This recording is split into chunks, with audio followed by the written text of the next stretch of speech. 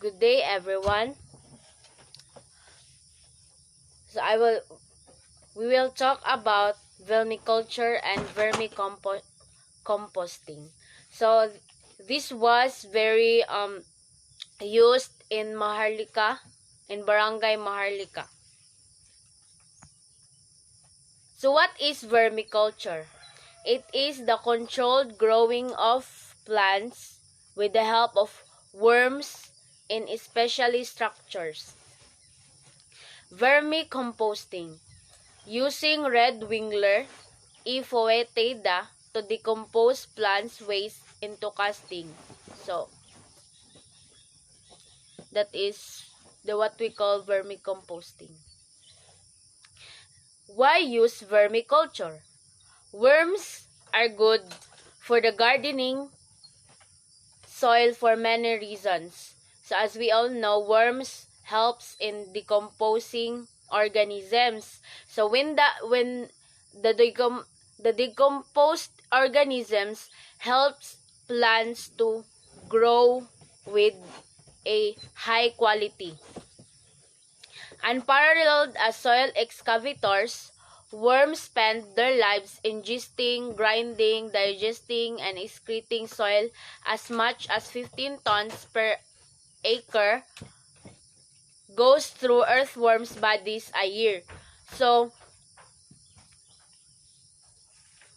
a healthy soil, we can see many worms. Worms also helps plants grow better. So as I have talked a while ago, slime, a secretion of earthworms, contains nitrogen, which is an important plant food. Vermiculture preparation. Using tier system of worm housing along with newspaper bedding and food scraps, we grow our worms over 3 months.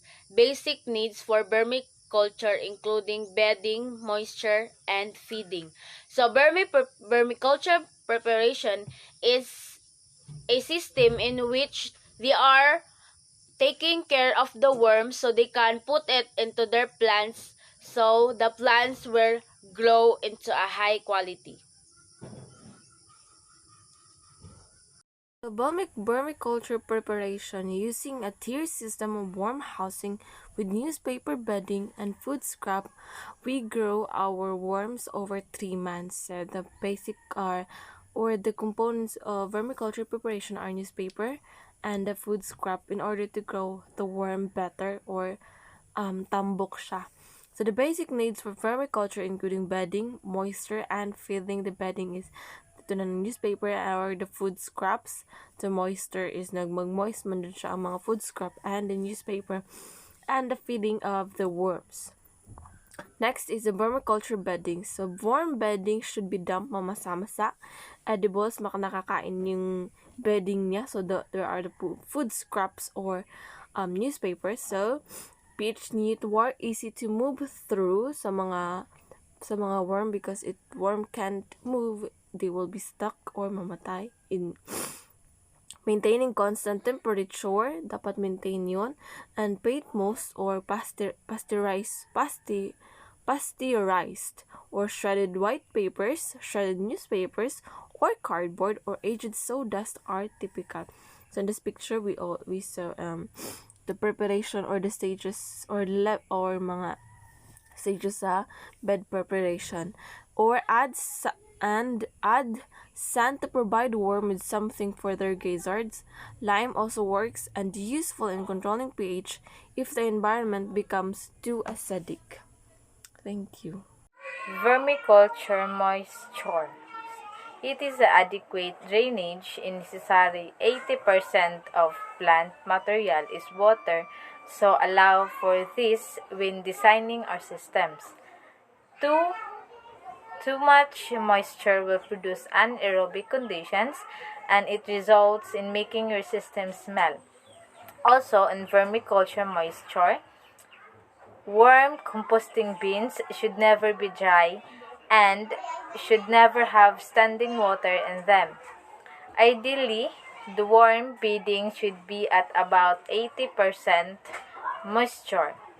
The bedding should definitely feel moist, but when you squeeze it, no water should drip out. Next is vermiculture feeding. And vermiculture feeding, any plant materials, just like vegetable, kitchen scraps, are the best. And if blended before the worm will love you. Oils, fats, meats, and dry products should be avoided, as well as pit wastes. Avoid large pieces or woody stems as they will hard for worms to digest. Also in vermiculture feeding, when vermiculture feeding basically go green.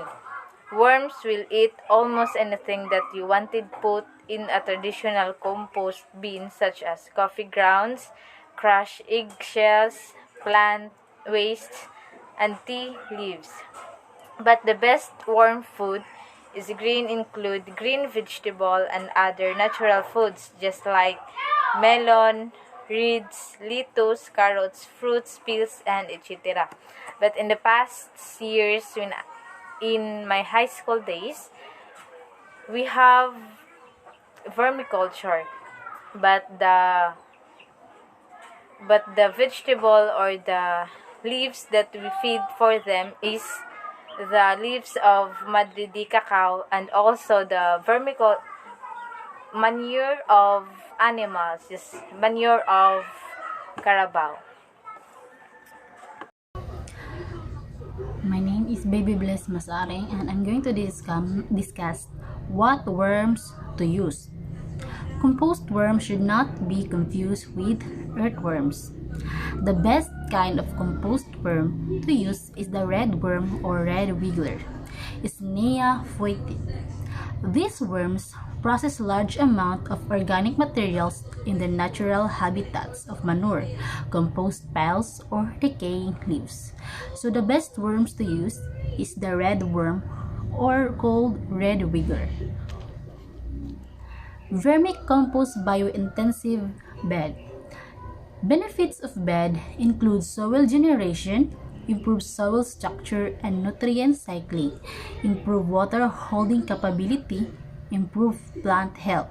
Sown with winter ray as cover crop in the fall of the year.